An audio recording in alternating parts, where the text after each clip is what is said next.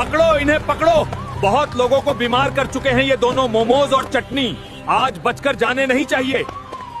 बहुत भगाया तुम दोनों ने। अब चल पुलिस थाने। आज बताते हैं लोगों की सेहत से खेलने का अंजाम क्या होता है। चल अब जल्दी बता, क्या बिगाड़ा है लोगों ने तुम दोनों का? क्यों लोगों को बीमार कर रहे हो? नहीं इंस्पेक्टर साहब, हम किसी को बीमार नहीं करते। हम तो बस लोगों को चटपटा स्वाद देते हैं। हाँ सर, हमने कभी किसी की सेहत से नहीं खेला। लोग तो हमें बहुत पसंद करते हैं, हम भला उन्हें बीमार क्यों करेंगे सर? न जाने कितने लोग तुम्हारी वजह से कैंसर जैसी गंभीर बीमारियों के शिकार हो गए। तुम्हें बिल्कुल भी दया नहीं आई उन मासूम लोगों पर। तुम दोनों के साथ क्या करना है ये तो अब कोर्ट ही तय करेगा। कल सुबह तुम्हारी पेशी है हाई कोर्ट में।